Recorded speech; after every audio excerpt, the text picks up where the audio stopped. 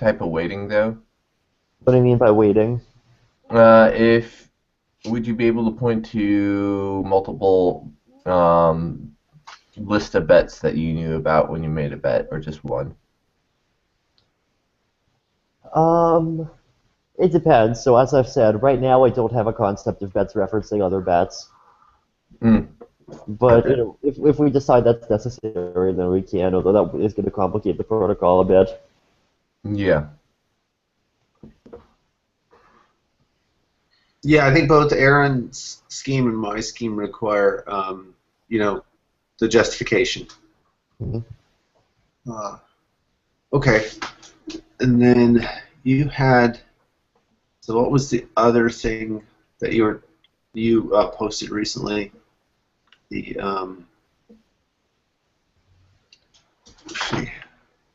there was a really cool idea in here. I can't remember what it was. Oh, okay.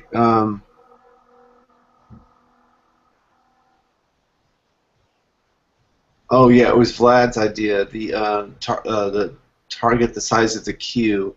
Of, Mhm. yeah. Yeah. So just for the sake of anyone who's trying to follow the thread of this, Vlad, did you want to talk about that?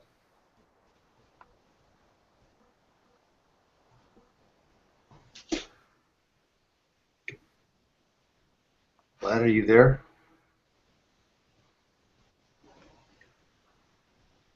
Vlad,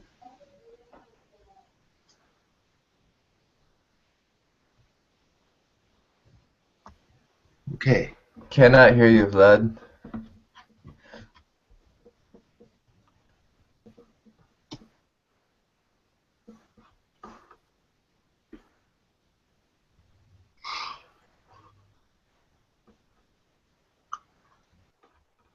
Do you hear me now? Yay! Oh, great. hey. Hey, guys. Hey, Good morning, everyone. Mhm. good. Yeah, so the queue idea. Basically, the idea is, instead of targeting the number of validators who have deposits, for Mhm. example, we would target the like some number that's significantly higher from which we would sample the bonders from. And basically, the idea is to give us a stronger guarantee that we have some fixed number of validators.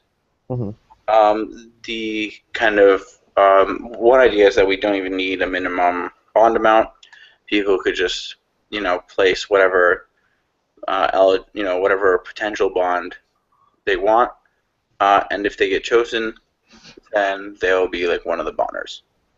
The idea being that small bonds would only be chosen with a low probability, and so wouldn't cause a big problem. Right. I'm not 100% sold on this idea. Main issue that I have with it is the fact that lower security deposit has lower negative payouts for Byzantine. Yeah. And so Definitely. what an attacker might be able to do is to make a huge number of small deposits. And Right, then, that's what I was wondering about. An attacker is just, puts up a bunch of validators. Yeah. yeah, and so I think that's a case to still have a minimum, even if we use the queue. But I think the queue is still a good idea, so that we can basically have whatever number we decide we want. But then you would always, so if you just split up whatever deposit you have available into the minimum, make the maximum number of validator accounts as you can for that, you would always stand to lose only a fraction of your total deposit if something goes wrong, right? Yeah, but at least you'll lose a small amount. Hmm. Like, it's not necessarily that bad because like you would lose as much as someone else who is eligible to bond. You know.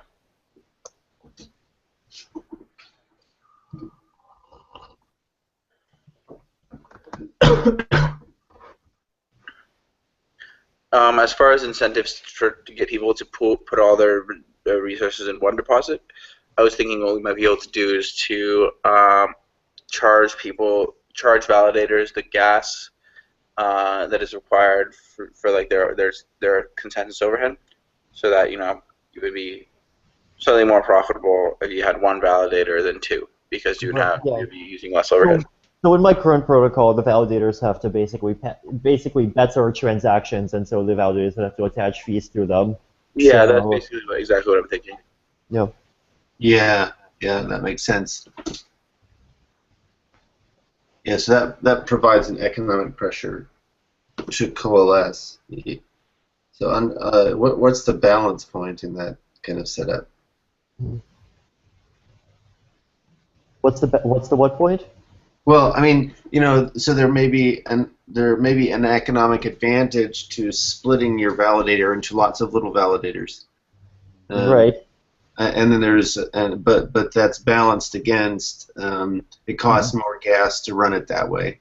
Yeah. What would be the advantage of splitting your validator up into smaller validators? Because right now I don't see any.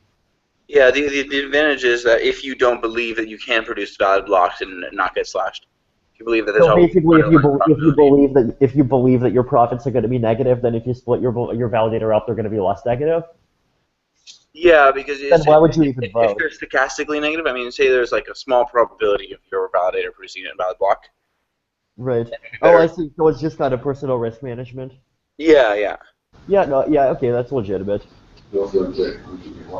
So imagine if I have like a 1% chance during a whole bonding period, I think, to produce an invalid block, Yeah. then I would rather have three validators, each with 1% chance, than Right. one with all my deposits. Yeah. I don't think there's anything wrong with that. Yeah, I don't think there's anything wrong with that either. But the idea is that if you can be absolutely certain that you won't produce invalid blocks or bad Yeah. bets, then it makes sense to have then the equilibrium is to have only one validator. Mhm. As far as I can tell, that's the only advantage of splitting up your deposit. Yeah. Well, or you split it up to such. I mean, if you have multiple accounts, they wouldn't all be asked to be validators at the same time, right? We're still sort of randomly sampling. Waiting. I mean, you don't just need accounts. You need to place a bond, right? I understand, but I'm saying is like even if you have multiple bonded small bonds, it doesn't mean that you have to vote for multiple identities every time because they're not always validators for every round. You're saying like the probability that you become a validator is scaled by the size of your deposit. Mm-hmm. Is that right? Mm-hmm. So I would then break up my deposit into multiple accounts while keeping it big enough that I'm only expecting about. I mean, it depends on how many total validator accounts there are, but if I can still assume that probably I'll only be voting with one account at any one time, I will not have higher transaction costs. But you'd make more returns if you just had your deposit all in one, right? Because you would have higher. Oh, right, you wouldn't have higher transaction costs. This is the bet thing. Right, hang Because on. you're No, I don't know. I dealing take it back. transaction fees for one of the validators at a time. No, but you get lower payouts with the lower deposit. Correct. Yeah. Okay, yeah, sorry, retract that. Yeah. No worries.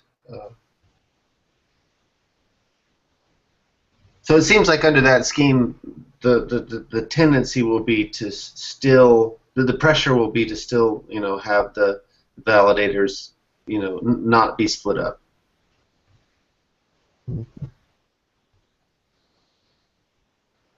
Yep, that's my reading. Yeah, agreed. But that's not bad then. That's actually a pretty good proposal then. I like that the queue idea. With the minimum. Yeah, exactly. And then we would move the minimum to target the size of basically I don't want to call it a queue, it's more like a population, unless we insist that people who validated last time don't get to be in next round. Yeah. Yeah.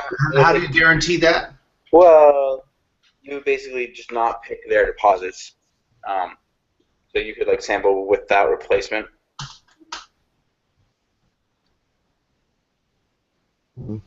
Yeah, but you have no identity notion, so you Oh, can't. you do. You have the deposits, and deposits are a Sybil resistant identity. right? I mean, if you have like 100,000 ether in one deposit, you may have another one, but whatever odds you had of being picked for that 100,000 ether are going to be zero next round if you were picked this round.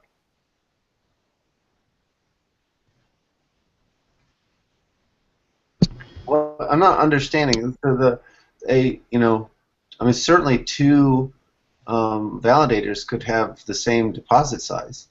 Yeah, sure, but if they were chosen this round, they will not be chosen next round. And how do you know that? Well, you just don't let that deposit be eligible for bonding next period. Basically, they would have to like spend a period withdrawing before they would resubmit it again, in order for it to be like a new identity for the person. No, but what I'm saying is they just come in as a different validator, but it's still... they need another deposit for that then. Yeah, exactly. Yeah, so that's what I'm saying. So we have an anti-sybil mechanism, which is the deposits. I see. You're saying it's resource limited. Yeah, I mean, we do have some notion of identity. It's like this economic notion of, security deposits. The same deposit cannot be validating in 2 successive rounds, is what he's saying. Well, what do you mean the same deposit cannot be validating into successive Well, no, rounds? like So we could do sampling without replacement. Hold on, so this is sampling for getting into the validator set from the queue, correct? Yeah, or from the queue plus the current validator set. What we could do is say, don't sample from the current validator set. Hold on, sampling for what? Because, okay, so there's 3 sets, right? One set is people who want to become validators. The second set is people who are validators, and the third set is the one validator that's making a block right now. So what are we talking about here? So we're talking about sampling from the first set instead of the union of the first and second sets for the next round of validators. Hold on, what do you mean for the next round of validators? So, in my kind of model, right? I don't have I still have a fixed time, every 6 months where I do validator rotation. Oh, I see. So you can't just induct at any time? Yeah, I don't want to. I still am not super duper satisfied with that. I mean, I guess it's. We've talked about it, and it is fine. We haven't found any security problems with it. The only problem. The thing is that basically, like the people who want to be validators, they'll just kind of want to reinduct themselves as soon as they leave. And I don't see why it's valuable to force them to not be validators for some time.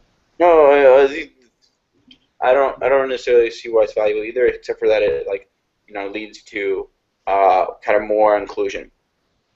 Right, yeah. I mean, well, the more inclusion should, I think, come in the form of making sure that people can very easily enter the validator set. But the validator set, you agree, can't be too big. Yes. Oh, so you're saying that if there's too much demand, if there's kind of more demands than the supply, then we find some way to kind of rotate them by some kind of lottery. Yeah, exactly. Yeah. Okay, no, that's a good point. I'm not sure it's necessarily a good idea because, what it will do is get everyone to split up their deposits to the minimum sizes. Well, no, we can come up with some mechanism where basically, as long as let's say if you're above a minimum size, then you definitely get in, and so people would have no incentive to kind of be on risk aversion to split things up beyond that if they have more than that. And then there's the question: do you have the incentive to split things up into kind of chunks less than the minimum size? I still don't think you do, because each of those chunks would have a smaller chance of getting in, and each of those chunks would get less money. So it's but then you could stop anyone lower minimum amount getting in by just placing it on a larger minimum. Well, not necessarily, because people with less than the minimum amount could still get in probabilistically. Not if you give the other people 100% chance of getting in, and there's only a fixed number of spots. Oh, right. I see. Well, in that case, fine. Well, we can kind of instead of making it a static minimum, we can make the minimum dynamic if we want to. Yeah, I'm kind of assuming that at least the minimum bond amount is dynamic. The other minimum, yeah, okay, you're right. So we could make that dynamic. But anyways, I feel that this isn't really helping right now. I don't know why. I think it's something that's okay, so the validator inclusion rules are something that we haven't figured out too well right now, because basically right now, at least in my POC, I have the notion that anyone can join with at least 1,500 ether and anyone can leave, but that's about it. And it sounds as though we want to have kind of more interesting rule sets. Yeah, I mean, I think that we do need an upper bound and a lower bound. I mean, we should probably target at least upper bounds of number of validators. Yeah, I agree. Like, if we can find some way to, say, target 250, then I'd be very happy with that. Yeah, and I mean, this, my like, sampling from the population of, eligible validators thing does it. Mm-hmm.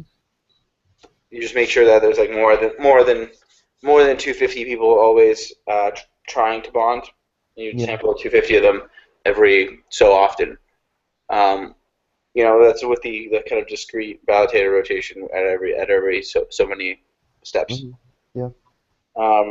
In your model, you'd basically have to find some way to force people out in order to make sure that this kind of there only being 250 is fair, given that a lot of people want to bond. Yeah. No, you're right. Okay, no, that's definitely a good case for making bonding periods limited. Yeah. So and then so basically you'd say bond for 6 months, and then at the end of the 6 months, you'd basically have to compete against everyone else who is trying to get in at that time. Yeah. Or what you do is have 6-month chunks that are all kind of lined up, and at the end of 6 months, we sample the whole set again. So what if instead of months you used height? Well, we kind of the two are kind of equivalent. They're not in my model. Why? Because I want blocks to happen as fast as possible, right? And I'm not sure how fast is possible, but. But with your model, blocks can theoretically happen 1 every millisecond. It's just a matter of a trade-off between like time and overhead. So it depends which of my models you're talking about. If you're letting me produce blocks concurrently, yes. But if I'm still producing blocks in sequence, then there is going to. I thought we already agreed that we're producing blocks concurrently. Yeah. Well, I wasn't sure that we had. Yeah. But if I'm or more precisely, I'm fully on board with the model of where blocks theoretically can be produced concurrently. But in practice, if the block time is greater than 3 seconds, then the person creating block n is going to know what the state is after block n plus n minus 1. And you just choose the block time on the strategy level? Yeah, pretty much. Okay. So even there, we can't be quite 100% sure that we'll have certain block time, and so it's not going to be exactly the same if we choose block time or a time. I would much rather choose a time than height number, because I don't want to have assumptions about how fast blocks are coming, because I kind of think that it's but we're basically and it should be okay for clients. Yeah, the problem is now you're including network time and time drift and all that other stuff as a part of the protocol, whereas height is something that's in protocol. I understand that. Yeah, I'm much happier with height as well, just because timestamps, they are theoretically manipulable. Timestamps are. I never really talked about using timestamps that much. I want to use subjectivity. Can we try to compartmentalize and subjectivity so it exists in as few places as possible? Sure, but I mean, if we do use timestamps, then subjectivity is going to be one of the only way to really enforce the fact that they aren't going to be manipulated. I mean, the way that I'm doing it is that I basically have a direct mapping where between basically if the genesis time is g, then the time of block n is g plus whatever block time times n. Yeah, but that's a strategy level thing. So they could and I'm completely fine with it. Sure, but then you can't use the number of blocks as a proxy for how long you can be offline before the next validator set is online, because those blocks could happen really fast all of a sudden. Well, hold on. Why would those blocks happen really fast? Because in the strategy space, everyone can just change the strategy to bring it down to 1 second instead of 2 seconds. Right. Well, even still, actually, light clients would not accept blocks that are in the future, so there are a lot. Okay, so there is some subjectivity to it. Yes. Yes, I agree. There is subjectivity from the point of view of timestamps. Sure. Good. Okay, so then you've already pretty much conceded that timestamps are okay to use. Yeah, no, but what a client can, or what anyone can do that's concerned about offline, is look at the minimum block time, and just simply make sure that they're never offline longer than what some number of blocks times minimum block time. Yeah, but they don't know the minimum block time. Unless the protocol insists on it and we use timestamps at the protocol level. No, but we ought to be able to give theoretical bounds, right? We ought to be able to, like, once we have a sense of the protocol, then we can say, well, it's never going to run faster than this. I don't think we can do that. What's that? I don't think we can really get there. I mean, because technically you could imagine the validators getting closer and closer together.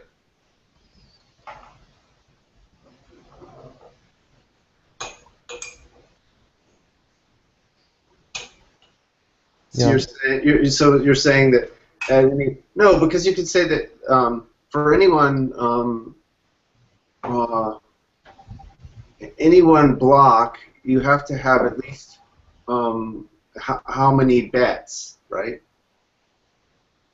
And you can look at the average time for a bet to be ratified, and that, you can approximate it that way, right?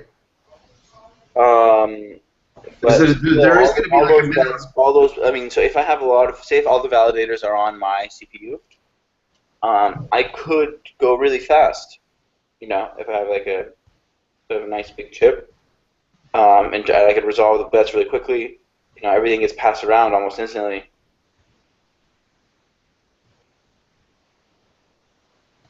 I see. So you're saying if you can assume zero latency Or arbitrarily low latency, arbitrarily low latency, then you can't bound the block time below.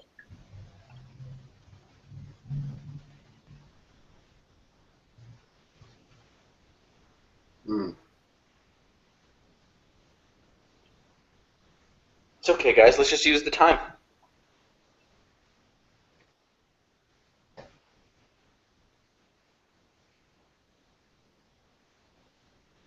I hate wall clock time. I know. But wall clock time is like it's like anti-scaling, right? One more time, you have a global resource that everybody has to be watching. Yeah, I totally understand and agree with you, but at the same time, I believe that the validators can keep synchronized clocks. Yeah, no, I think it's keeping. Actually, I should do my I have an option in my Casper simulator where I can kind of force validators to have bad clocks, and we can see exactly how much of a lag the network can tolerate. I think in general, like, the consensus process keeps working no matter how much the discrepancy is. It's just if the discrepancy is too much, then no blocks ever get finalized. The main thing that I worry about, do this kind of. Sorry, are we still talking about the speed of the blocks and the bonding periods? Or are we talking about the rate of convergence now? I think we're kind of conflating a bunch of different issues now, right? Because one of those issues is the bonding period, then the other issue is heights. Oh, actually, so the weird thing is that in my current protocol, blocks don't even have timestamps on them, right? So the only way of getting the time in protocol basically is by using the block height and multiplying and adding. Oh, wow. Like, I don't even see what the point is of blocks containing timestamps if there is a target time for each block height.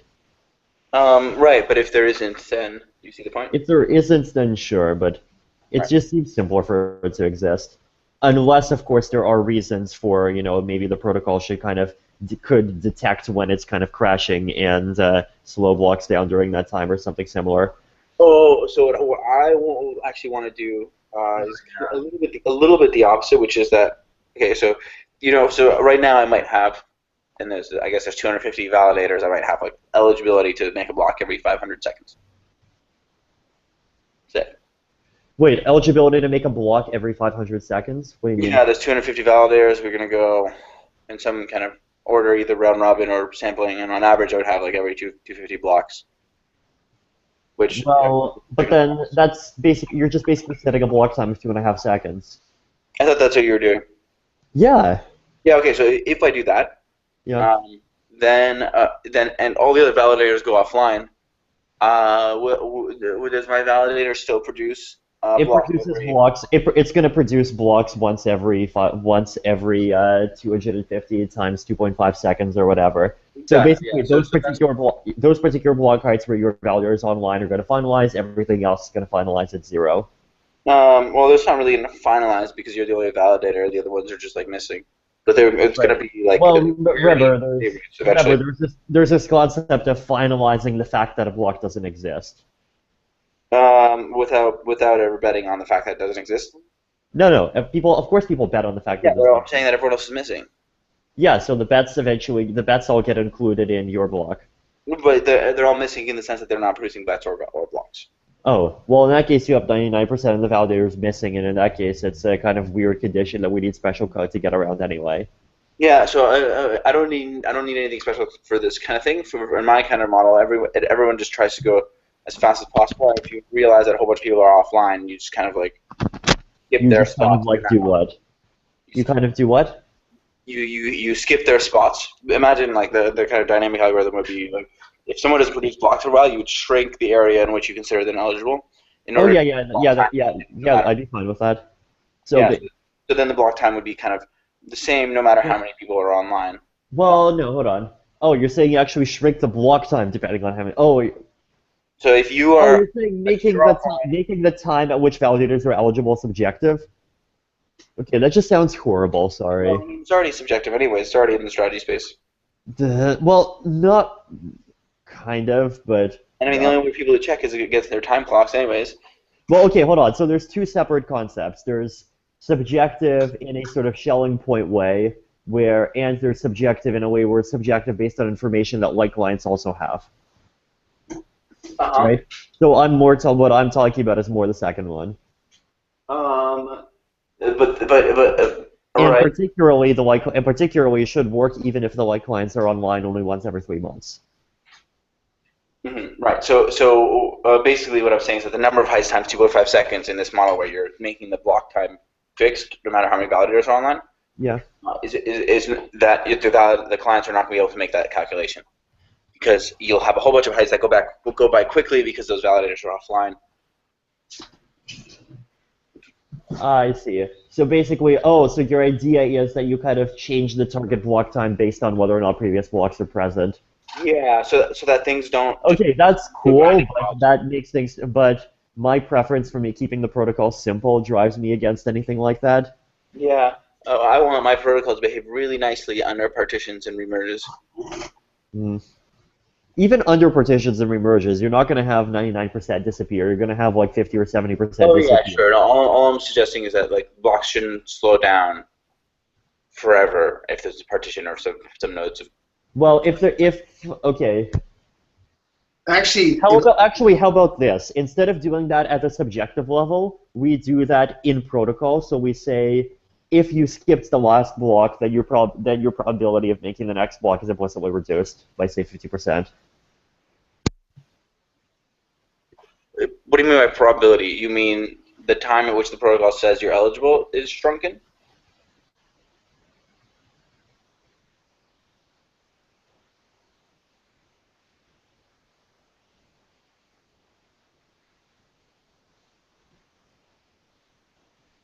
Hey, V? Vitalik, are you there? Just clarification, you're asking for the round robin, who gets to make a block if someone's missing. The next round they have a shorter period that we wait for them. Is that? Yeah, I mean that's like the simple protocol for kind of making the block time go back to normal after people go offline. Okay, so you wait the first time, but then if they're missing more often, you end up skipping them. Yeah, and then if they turns out that they come back, then you would see their thing and a ghost included, and you would start, you would make it bigger again. Are you hearing me now? Yeah. Now we hear you. Okay. What happened? So what I was saying is that there's a function that determines the block proposed for every block, and in general the probability that a block is proposed in some block height should be proportional to their deposit, right? Yes. Yeah, but I still don't use HP or. Okay, you're not using you're doing a round robin. That's fine. But in general, the portion of blocks that a validator proposes is proportional to their deposit, correct? Yeah, of course. Yeah. So Okay, so I'm suggesting instead we make it proportional to a number which is normally the deposit, but where if you skipped making previous blocks, your chance of making future blocks decreases. right. So in the round robin, it would be basically like you would like start losing places in the round robin. Yeah, basically. And then you get them back by providing proof that you're back online. Yeah, basically, if you make a block, then you go back up again. Yeah. Yeah, I think that's fine. Okay. But anyway, this is just the point that I'm trying to make is that I don't necessarily want to rely on this kind of simple formula of like number of blocks times 2.5 seconds equals the reference time, which determines whether or not a new bonding time has started or something like that. I would rather have timestamps. Right.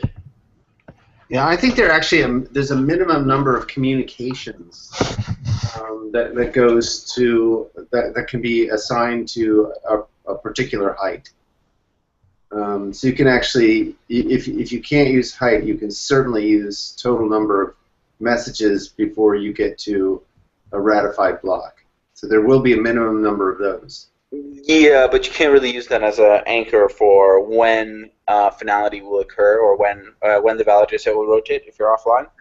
No, but what you can say is now you've got a proxy that's in protocol that doesn't need wall clock time. You don't exactly, because the nodes who are offline can only rely on wall clock time. No, but then what you can do is you can offline in what sense? Partition or offline? Offline, so like the kind of weak subjectivity thing, where clients who come online sufficiently often will be able to sync up, and those who don't will need to relearn who the validators are. Right. Okay. Yeah, but then you can make bets on how fast messages can travel. Right, but if you're offline, you don't see those. No, but the point is you've been online, so you have a good sense of how fast they could travel. Right. So assuming that the validators don't get so much closer together every bonding period, you might be somewhat comfortable assuming that like while you're offline, this rate still exists. Then you might as well just make bets on the block time. It's just it's going to be a little bit less good. No, but see, the point is that now you're pushing all the subjectivity stuff out to the edges and not making it part of the protocol, which not only complicates the protocol, but means there's more overhead in the total storage. And it also makes life harder for light clients to only log on once every 3 months. Sorry, wait. I was trying to make it easier for the light clients, and I don't understand why it increases the amount of storage. I mean, the kind of the point of using wall clock time is because is that like offline nodes can also have it. Yeah. And so they can like decide when to come back online in theory. So wait, I guess I'm confused. So if validators are coming and going more haphazardly, let's say, then how does someone who's been offline for a while know the validator set? That's the point. They need to be online enough, sufficiently often. In my algorithm, the way that you figure out the validator set if you've been online for a while is you use the validator set at time t to determine the state root at time t+1, and then from that you determine the state root, or you determine the validator set at time t+1. Then from there you go up to t+2, then t+3, and so forth. You kind of proceed inductively. And so only if you have only a very in what condition does it fail? That's really the question. Only in the what? So the condition in which it fails is when the validators we are relying on are all unbonded by the time you come back on. Yeah, exactly. Well, yes. So that's basically exactly why we need to have that 4-month limit, so that validators will need to go online every 4 months. Yeah, so clients need to come online every 4 months.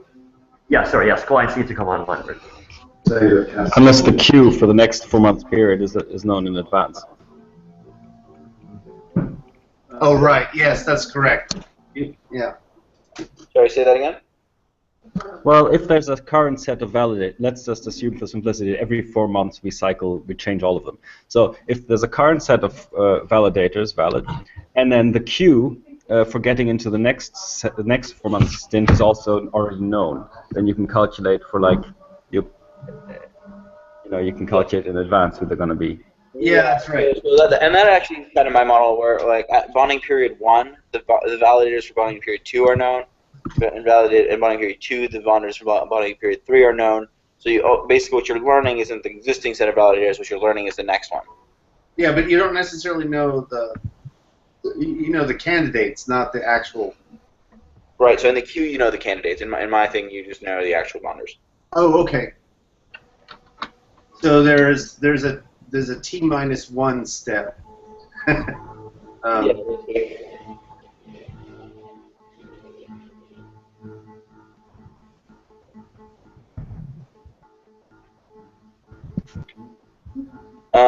Yeah, so like regarding Greg, regarding this clock thing, do you want to you just expand on why you think it's such a big issue to rely on it?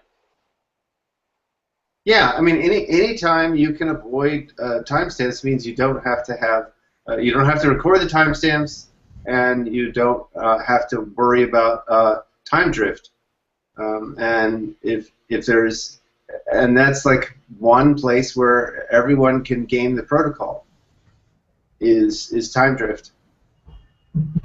So because there's a few things, right? I mean, there's the clients who have their own clock and are using it to synchronize, and then there's the validators who may be making timestamps. The timestamps can certainly be gamed, but the but the client's clock cannot necessarily be gamed. But the relationship between the client's clock and everyone else's clock is subject to gaming. Everyone else who is a validator, perhaps, or anyone who's playing the game, yeah. Right. But any validators who want to stay synchronized with the local clock can. And any clients who want to can. And you can also tell if you are synchronized or not. Okay, it just adds a bunch of complexity to the protocol. That's all. Right. So, now you're talking about a network time service, and now you have to make the network time service secure and censorship resistant and all of those things. No, or we just tell clients and validators that they have to make sure their clock is on point.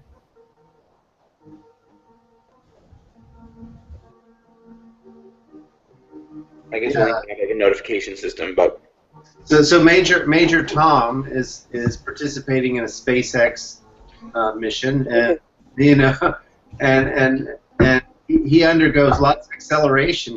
His clock is on point, but just not with respect to yours. Yeah, well, this protocol may not be relativistic at this point. But I guess that's. But you can make it relativistic, like I don't want to make it relativistic just yet, right? If I can do something that's in protocol, I don't have to deal with all those issues. That's my point. Right, you don't need timestamps. You just need hashes pointing to other hashes, and then that's the speed of causality.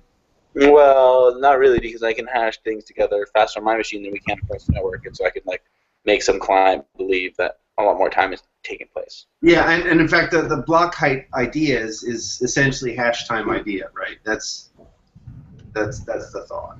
And we can use hash time if we need to, kind of independently of the protocol. I didn't mean hash time. I just meant blocks point to other blocks, and so forth. Hashes point back to other hashes. So that's the speed of causality. I mean, kind of, but say you're a node who's offline and trying to come back online before the validator says switches. Yeah. How do you schedule that?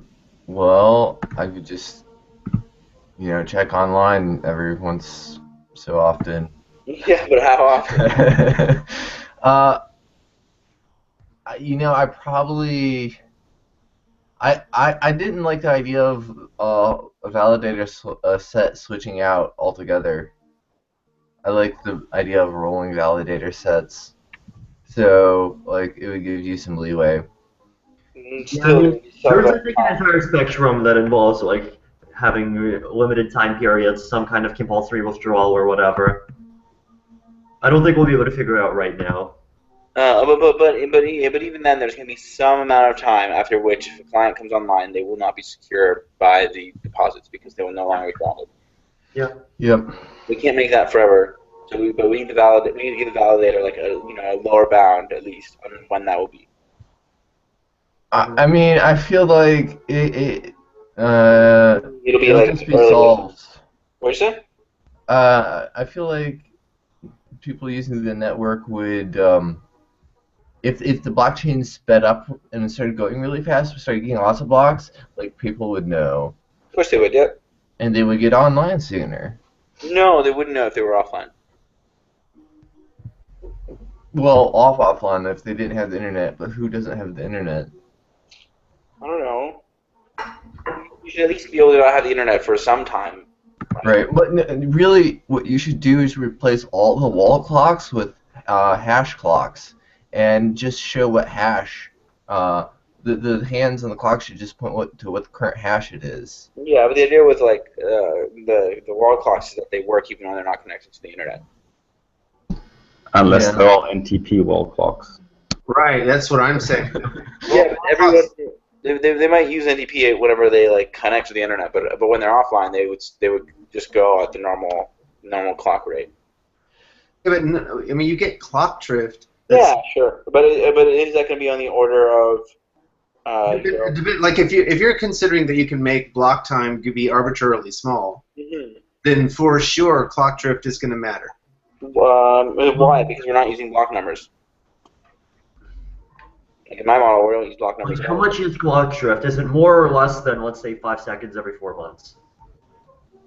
I don't know. I mean, probably less for most clocks. Yeah. I mean, I don't know. With air travel these days, I don't know what it comes out to.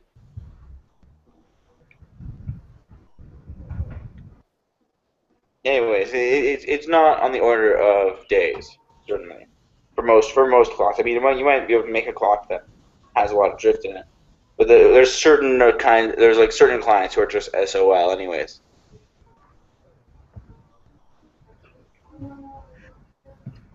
So the only problem really with Vlad's method is if the block speed changes abruptly, right? No, if it changes gradually, it doesn't have that problem. Vitalik's method does because he calculates. Okay. No, I mean like when I'm interacting with yours using only my wall clock.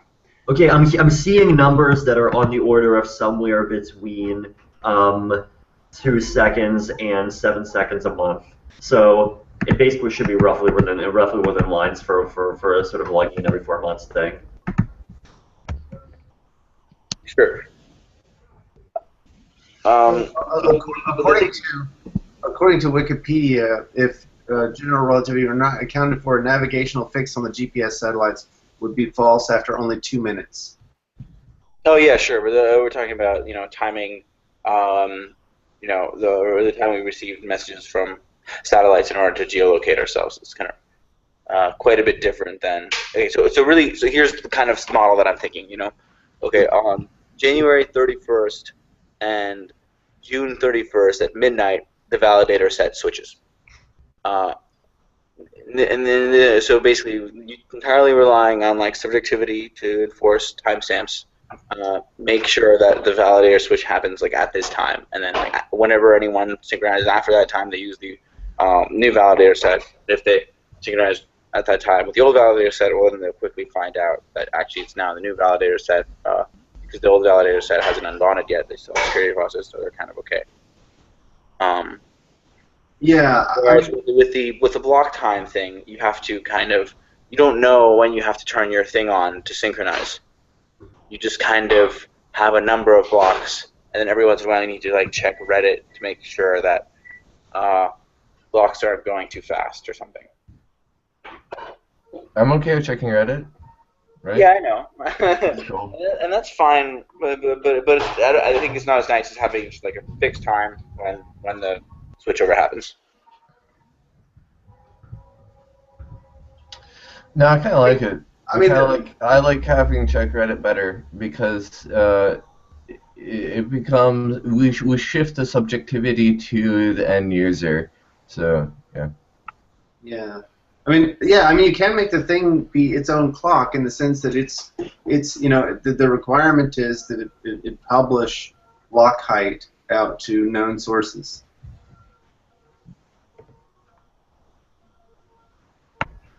Mm-hmm. But then we're requiring people be online more often than the bonding period. Well, the thing I'm worried about with bonding period is if you do get the bonding period is kind of linked to censorship and other kinds of things. So if you have a bunch of validators that are bad and you really need to kick them out, if you have these long fixed times of bonding period, then the protocol is not able to be sensitive to the pressure of the population that's using it to rotate the validator set. Well, I mean that's a hard fork anyways. So what if there's a hard fork? We need to like kind of download new software, download a patch or download a upgrade or something. So I don't think that's actually I don't think that's at all related really. At that point, anyone who comes online, regardless of the time after the hard fork, will be out of sync. Well, hang on. I mean, under Vitalik's scheme, together with your sort of minimum bond patch, can't the validator set just be forced into rotation? In a relatively short period of time. No, at exactly every 6 months at a certain time, UTC in my moment. No, but that. Right, which means that in your time, we have to wait 6 months before the validator set can be patched. But in Vitalik's model, in 5 minutes, like the whole community's watching. So there's a couple of different types of patches, right? There's like people place bond transactions, people place unbond transactions, and then there's we hard fork the protocol in order to remove people's deposits. So which one are you talking about? It's still not clear to me. So what I'm saying is, in a scheme where we have to wait 6 months, right? Then we have 6 months of bad decisions. What are you talking about? I don't understand. So let's assume that we have a validator set that nobody likes. Everybody hates Congress. They want to vote them out, but now they have to wait until the next election period. So, no, they don't. Why would they have to do that? They just hard fork. If the only way to do that is hard fork. I mean, you can't like vote a validator out except for hard fork.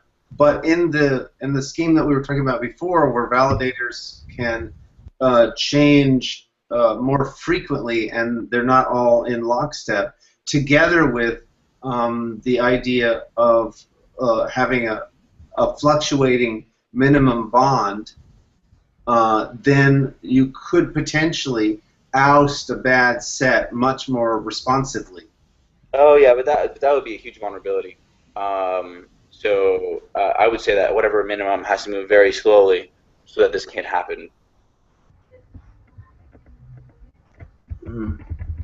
Because otherwise, validators could just kick out validators who don't. No. But it's not that they can just kick people out. It's that en masse they could potentially overturn a validator set. Okay, but the only en masse that exists is that which is given by the security deposits, because there is right. Exactly. That's exactly right. So people have this economic means of redressing. People who have security deposits have economic means of changing the validator set, and those people could be the validators themselves who could use it to censor other validators. No, but they've got security deposits up, right? So and you're like letting them control who the validators are with their security deposits. Right, but the in Vitalik's scheme, you can change the validator set more fluidly, and so if there is a validator set, it's not that you change them; it's that validators bond and unbond. Understood. Let me just spit out what I'm trying to say, and then we can. We can argue. I'm really confused. Okay, so the thing that I'm imagining is that the incumbent validators have their deposits being held. So if they put up a certain amount, they're not getting that back, but they're making bad decisions. So the rest of the community says, "Oh my God, these are really bad blocks. Don't like the way this is going." So everybody gets in line in the queue, and now there's an economic pressure to drive out the existing bad validator set. Right, whereas in your scheme, it doesn't matter. We have to wait till the next election. Right. So the idea is that like if more people can bond, all of a sudden that'd be like a way for the protocol to defend itself based on like new bond decisions. Correct. Yeah. So I think that that is true, and I think that the main thing that I'm trying to accomplish with my scheme, with like the whole with my insistence of using the wall climb talk, is that validators, when they come offline, they need to like have an idea of how long the people they know who are bonded will still be bonded, and whether or not you let other people come online or not, there will be some amount of time or hashes or whatever after which the initial set of bonded validators, the ones who we suppose are acting badly, will be unbonded, and the clients who went offline before this event took place would be unable to realize that it took place. They could be on a wild goose chase on a false history. So I agree, though. I think that having the community be able to bond quickly potentially could be a good idea for security purposes, but that doesn't mean that we should let people unbond quickly. And that's the main issue is the unbonding, not really the bonding, right? And you can't if you let them unbond quickly, then there's going to be some offline clients who are going to come online into a false economy, right? Yes, that's right. I agree with that assessment that the unbonding needs to be wall clocked. No, it needs to be held. It has to be there has to be some kind of back pressure on the unbonding, but I don't know that it has to be wall clocked. Right? There has to be some relationship so that you have a buffer on unbonding that doesn't exist on the bonding. Yeah. So the main thing is that offline clients can have a lower bound on how often they need to come back online in order to stay synchronized. And they can only measure whether or not that bound is passed based on offline means. So as a client, I might schedule to come back online every so often to stay synchronized. I need a lower bound to basically stop that scheduler from saying I just should be online all the time. Yeah, I agree that there has to be some kind of lower bound, and whether that's guaranteed by wall clock time or by some other measure in protocol, I still believe is equivocal. Okay, but do you believe that the offline client must use their wall clock time or their subjective time to determine when they come back online? Not if we can provide some. Sorry, it's offline. There's no communicating with it, right? Yeah, but if everyone can make the same calculation regarding some lower bound on communications inside the protocol, then it's as good as wall clock time. In fact, you have a system that says this is the amount of communications per second that can occur. Right. Which is really translating the weighting in an amount in wall clock for the client. Right. The point is, it's as good as wall clock time, right? They're equivalent, except that if they have this assumption. Right. If everyone is able to, like, with paper and pencil, prove to themselves that, no communication is going to happen faster than X, then they can calculate an equivalent wall clock time. But then we don't have to put it in protocol. And so that's the advantage. Well, we kind of do for the client. It's going to be in the client protocol. It's not going to be in the validator protocol, is what you're saying. Is that right? The client protocol is going to do whatever calculations it feels is safe. right? We can't prevent clients from doing stupid things like, waiting, until the next blue moon. Yeah, but we can give them a guarantee that they don't have to be online quite exactly all the time. Correct. Exactly. Which if communication happen at 0 time, then we need to use wall clock time. The main thing is I don't want to see. It becomes their choice whether they use wall clock timer or whatever they use. The important point is that we're no longer required to put timestamps in protocol. Right. So I only want to agree with that if you can convince me that I get more guarantees from using the number of communications than from putting timestamps in the protocol. Yeah, I'm on board with you there. I absolutely agree. So that's the trade-off, and so I'm just trying to contemplate slowly what the. Yeah. No. If there's some way I can avoid this. I understand. Yeah, that makes sense. Here's another question though. If lads, your model that people are producing blocks as quickly as they can, but supposing you watch how quickly blocks are being created, the rate is not going to fluctuate that strongly. So at the end of 4 months of watching this, you're going to have a pretty good idea that if you come back every 3 weeks, nothing could have changed, not because it can't speed up that much. Or yeah, you're right. But you're right. But if that assumption fails and they can speed up, then you'll be SOL. The question is really like what can the protocol guarantee about that time which you must come back online. Yeah, this would not be a hard guarantee. It wouldn't be a protocol guarantee. It would be more like an inference by the well, but it's kind of okay. What if is there a halfway or compromise position where validator the current validator set is recorded into the blockchain with a timestamp every so often? Isn't the validator set part of the state anyway, so it's implicitly recorded because it's ingested by every single state root? No, but the point is that's where you timestamp. Just known validator set at time t.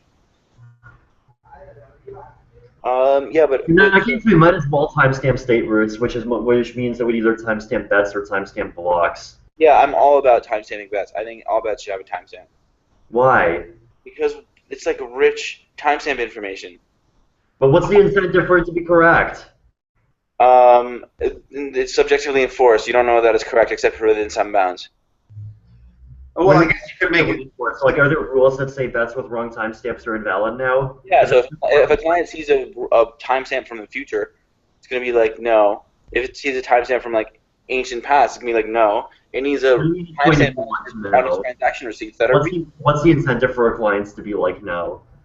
They're just not gonna trust their if I write an application on Ethereum, and my transaction receipts are not within like 5 minutes of my client sending it out, and I'm gonna be potentially pretty cautious before letting my users transact with this application. In my model, I guess timestamps on bets happen implicitly because bets have roots in them, and state roots contain block heights, or bets contain block heights, and block heights are timestamps.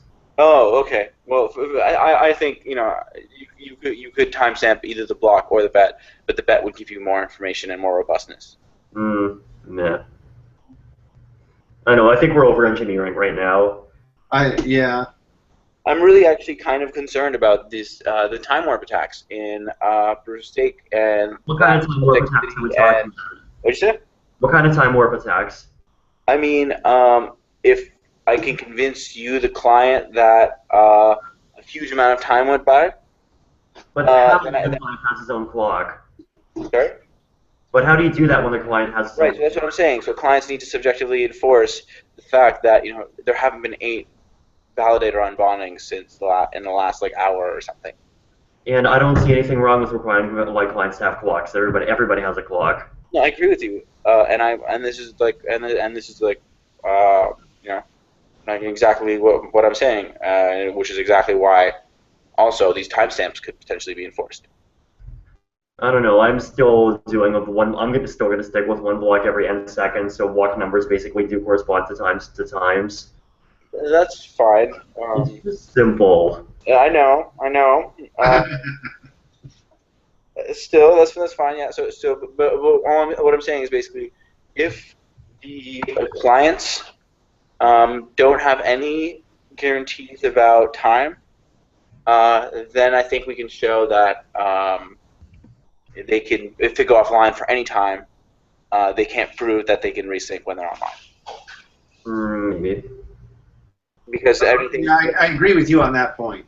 I mean, they'll be they won't have hard guarantees. They'll have sort of statistical guarantees. Well, they'll have there will be some some possible thing that could have happened that maybe they think is unlikely, whatever that means, that would have led to some bad outcome.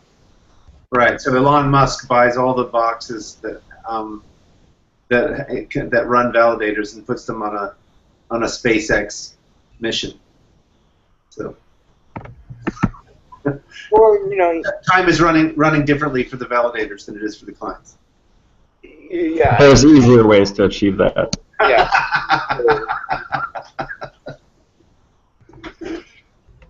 But not more entertaining. Exactly. Well, maybe beside a black hole would be more fun. Okay. So I think I understand the issues that I am interested in what you think the likelihood of a time warp attack is. I mean, I can see market events where suddenly some new kind of architecture is released that a client wasn't thinking about, and that can certainly happen in a 4-month period. Yeah. So what I think is basically the kind of time warp that I'm worried about, which is like a 1,000-fold increase in the rate of time for the validators relative to the clients. Is not actually very likely to happen in practice, but I do think that for the sake of verification, it would be good that we can kind of show, based on some clearly stated assumptions that which that people will generally find acceptable, that you won't have these synchronization problems if you go offline for a bit. Okay. So I mean, could we achieve that by saying the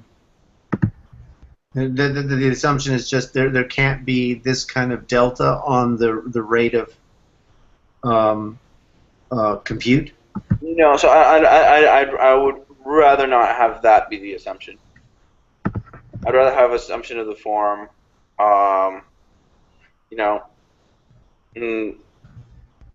rather have something like an assumption about some clients always being online and refusing to do transactions if the timestamp gets too far or too ahead of their clock, and there being a consensus between clients who are paying real transaction fees on the time.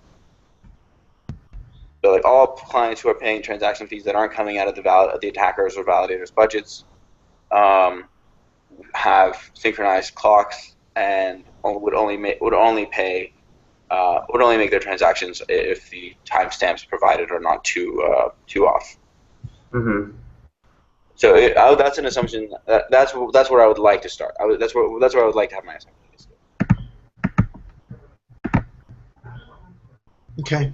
I understand the concern and considerations. I mean, I think it's fair, and I think that these are sensitive issues, right? That being able to know a validator set is super important. That you can't rely on the protocol if you can't, and you need to know how frequently you have to pay attention to that information. Agree. Well, the important thing is so even more important than knowing the bonded validator sets is to know whether or not the validators that you know have been unbonded yet. Because if you have some validators that you know about that haven't unbonded, then their signatures are still meaningful, and you could potentially find out the currently bonded validator set. So there's 2 levels of being bonded. There is having a deposit, and there is having a deposit and an active role in changing the consensus. one that we call like a validator, one that we call an unbonding validator. Mm-hmm. Anyways, it's just like a little bit of pedantic, nuanced discussion. No, I think this was a very important. I have to jump off in like a minute or two, but I think this was a very important discussion. I think that I feel like this was the next area to start talking about. Actually, was the bonding and unbonding period, because that was the one place. That was another place where I thought there was significant uncertainty. Yeah, it's the one place in the protocol where I don't feel fully comfortable with what I have right now. Yeah. Yes. So I think this was a good discussion. It'd be good to get some write-up about the current thinking.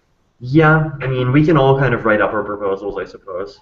Yeah. Okay. What would be cool is if for every like part of the protocol we did like a kind of taxonomy of our alternative solutions.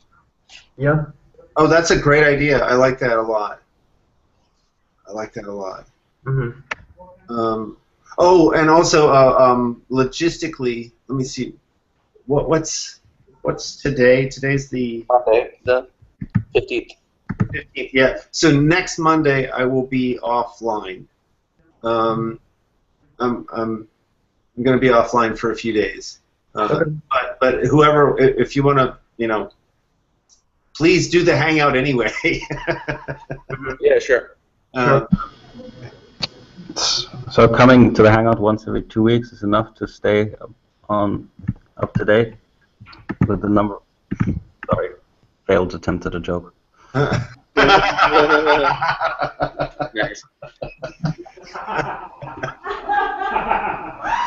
You got it there. I get it. That's funny. Okay. Cool.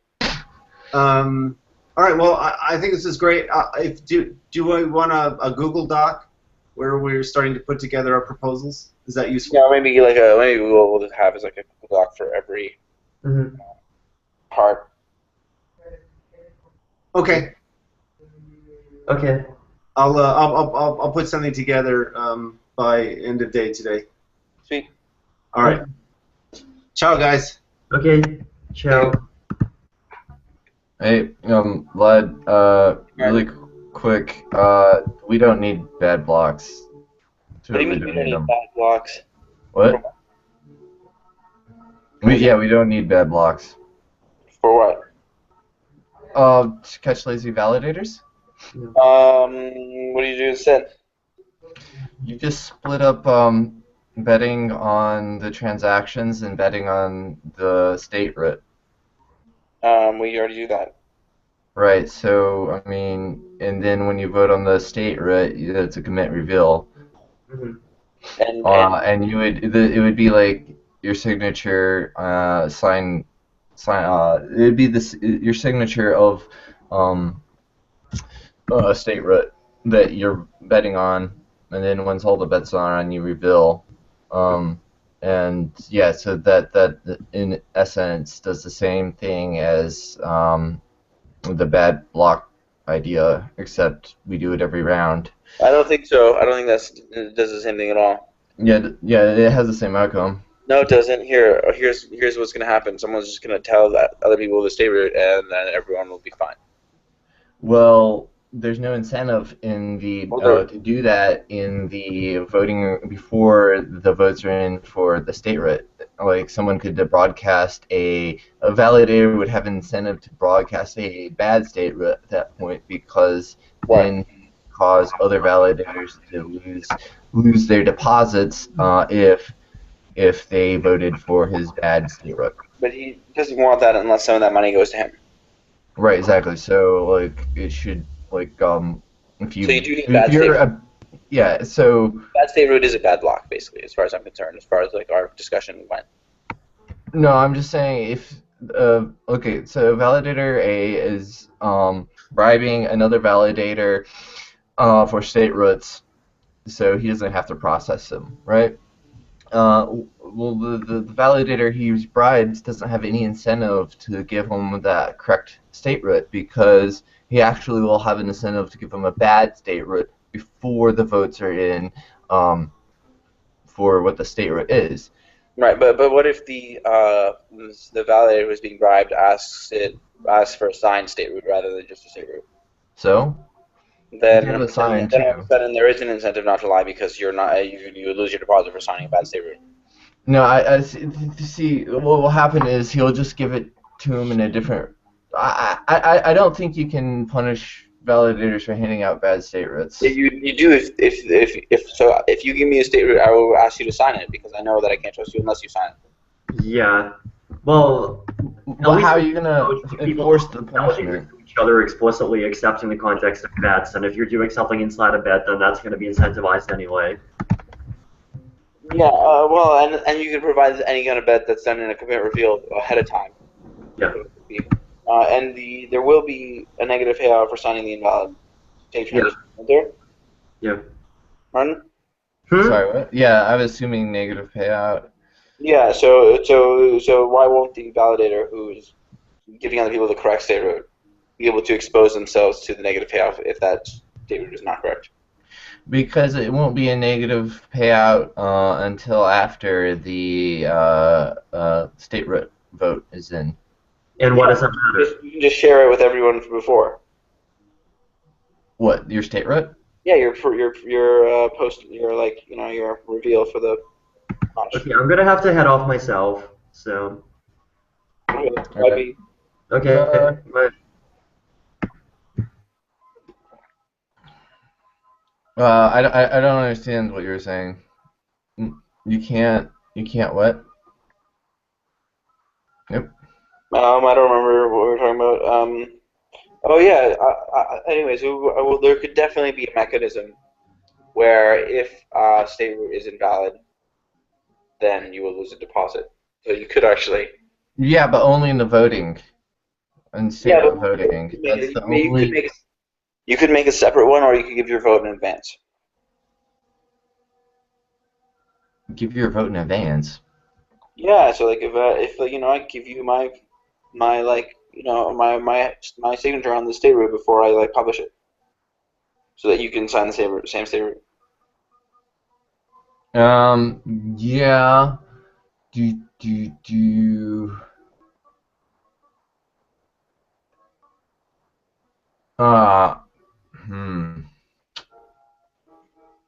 Yep. You still need bet blocks. I feel like it should be intrinsic to the state root voting, though. I kind of agree with you, except for that I think that that's the intrinsic to the state root we're voting is could be saying whether or not you think a root is valid. Right.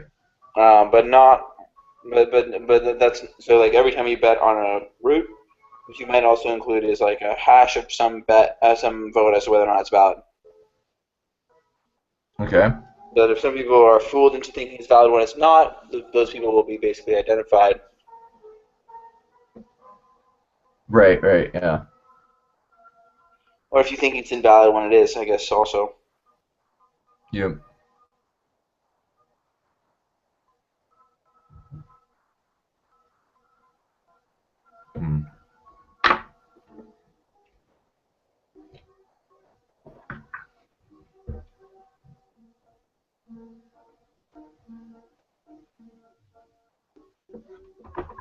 Well, alright, I'm gonna head out too. Alright, well, thanks, Martin. Alright, bye. Alright, bye. See you next week. I'm out too. Bye, Aaron. Alright, bye, Vlad. Hey, Greg, not sure if you still hear me. Send me a Bitcoin address when you can, or ping me and I will send to the address you sent me last. Cheers.